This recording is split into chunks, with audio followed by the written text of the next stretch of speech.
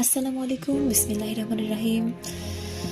শুরু করছি আজকের পড়াশোনা। আমার একটা লাইভ করার ইচ্ছা ছিল চ্যানেলে, বাট লাইভ ক্লাসটা করা হলো না, কেন জানি না লাইভটা হলো না। যাই হোক, আনফর্চুনেটলি। তো আজকের পড়াশোনা শুরু করি। আজকের বিষয় হচ্ছে ধ্বনি ও বর্ণ। বাংলা বর্ণমালা উদ্ভূত বা ভারতীয় আর্য ভাষার প্রাচীনতম ব্রাহ্মী লিপি থেকে।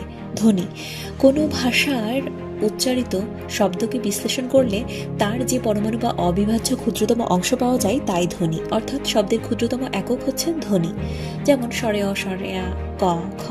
বর্ণ বর্ণ হচ্ছে ধ্বনির চক্ষুগ্রাহ্য লিখিত রূপ বা ধ্বনি নির্দেশক প্রতীক বা চিহ্নকেই বর্ণ বলে, অর্থাৎ ধ্বনি নির্দেশক সাংকেতিক চিহ্ন বা প্রতীককে বর্ণ বলা হয়। স্বরে অ, স্বরে আ, ক, খ ইত্যাদি। আচ্ছা, বর্ণমালা বাংলা ভাষায় ব্যবহৃত বর্ণগুলোর সমষ্টিকে বর্ণমালা বলে।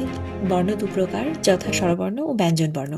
স্বরবর্ণ যে সব বর্ণ অন্য ধ্বনির সাহায্য ছাড়া উচ্চারিত হয় তাকে স্বরবর্ণ বলে, যার কোনো সহযোগিতা লাগে না। এটা হচ্ছে কি 11টি স্বরবর্ণ রয়েছে। আর ব্যঞ্জনবর্ণ হচ্ছে 39টি, যেসব বর্ণ স্বরের সাহায্যে ব্যক্ত বা উচ্চারিত হয় তাকে বলা হয় ব্যঞ্জনবর্ণ, অর্থাৎ তার একটা সাহায্য লাগে, সেটা হচ্ছে কি স্বরের। আচ্ছা, ঈশ্বরচন্দ্র বিদ্যাসাগর একটি গ্রন্থ প্রকাশ করেন 1855 সালে। সেটার নাম হচ্ছে বর্ণ পরিচয়। সেখানে দেয়া আছে স্বরবর্ণ: স্বরে অ, স্বরে আ, হ্রস্ব ই, দীর্ঘ ই, রস্যু, দীর্ঘ রি, এ, ওই, ও।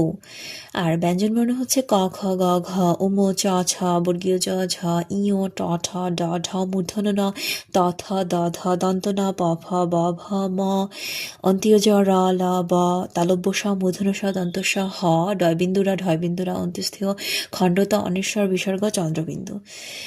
আচ্ছা, অক্ষর। এখন অক্ষরকে ইংরেজিতে বলা হয় সিলেবল। আচ্ছা, আমরা অনেক সময় বলি ইংরেজিতে বলতে গেলে সিলেবল ভাগ করে পড়ো, এই জিনিসটা অনেক সময় বলে থাকি। আচ্ছা, এখানে কেন সিলেবল ভাগ করে বলতে হবে? যেমন আকাশ, এটা উচ্চারণ করতে গেলে আমরা দুইটা অক্ষর পাচ্ছি। এখানে একটা অক্ষর হচ্ছে কি আ, আর একটা হচ্ছে কি কাশ। আচ্ছা, এখানে পার্থক্যটা কোথায়? তাহলে ধ্বনি আর বর্ণের অক্ষরের মধ্যে পার্থক্যটা কোথায়? এখানে অক্ষর যদি এটা ধ্বনি হতো তাহলে অ এবং ক এভাবে করে আলাদা আলাদা করে উচ্চারণ করতাম। আচ্ছা, আমরা পরবর্তীতে আর একটা ভিডিওতে আমরা দেখব যে অক্ষর কী জিনিস, অক্ষরের শ্রেণীবিভাগ কী জিনিস এবং ধ্বনি ও অক্ষরের মধ্যে পার্থক্য। আজকে এ পর্যন্তই। সবাই ভালো থাকবেন।